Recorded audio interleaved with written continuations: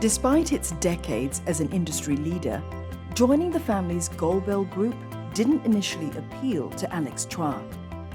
For years, he pursued a banking career overseas and only came on board Goldbell because he wanted a closer relationship with his family.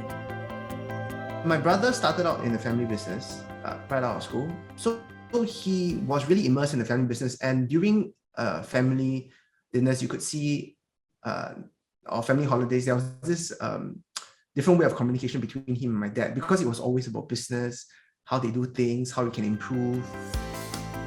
In 1980, Alex's father, William Chua, started Goldbell as a forklift distribution business.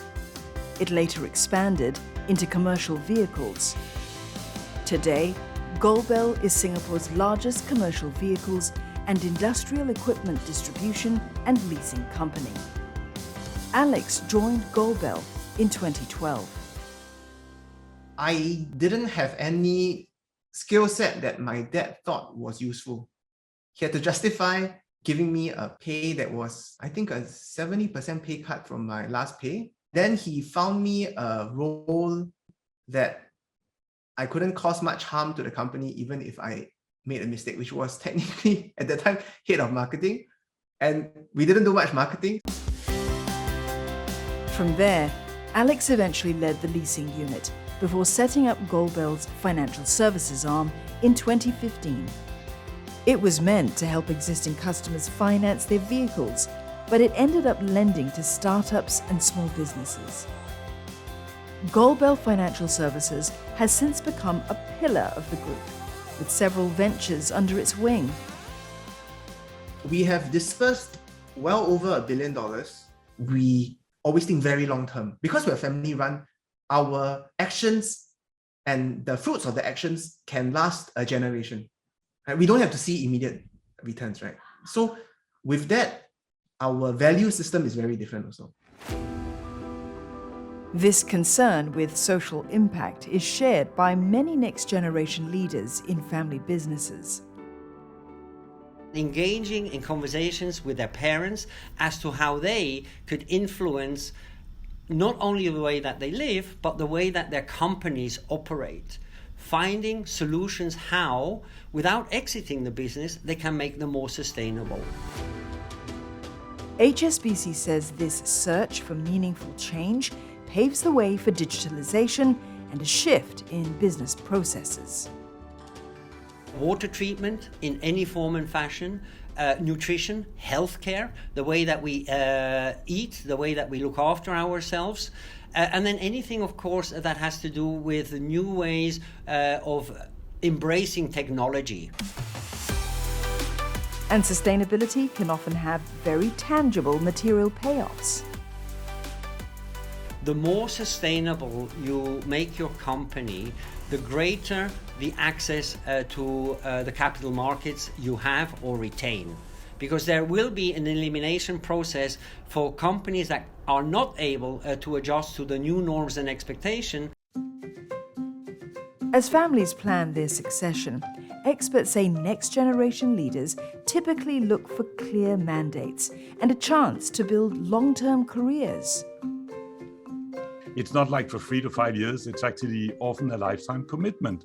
If you don't have meaningful roles for people in the business family, that often also leads to conflicts and fallouts and all of that. So the wealth and legacy is not only about the kind of the financial bottom line, it's also about the social bottom line. Family heirs who venture out on their own are often driven by independence and the need to prove themselves. Nowadays, impact and impact investing is becoming a very hot topic, and next generations are often asking themselves, can I pursue impact investing? Can I create impact in the family firm, or could I potentially do it outside?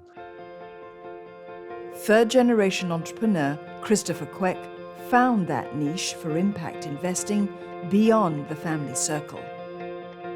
My family does automotive parts manufacturing in China.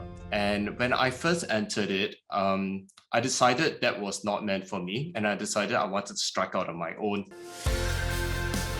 For 10 years, Christopher ran an e-commerce business in Malaysia and dabbled in education and restaurant ventures in Singapore. He helped incubate startups for several years before setting up Thrive in 2015 by selling his property inheritance and getting a family friend to co-invest.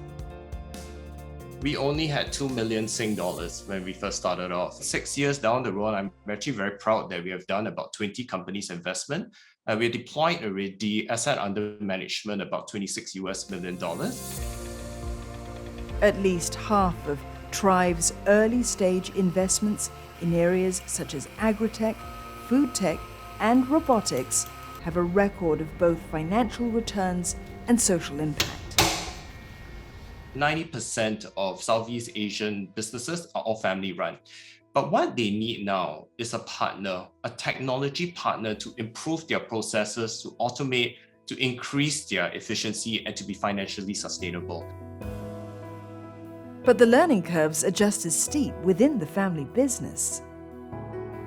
Freedom and trust must be earned. I'm still earning it.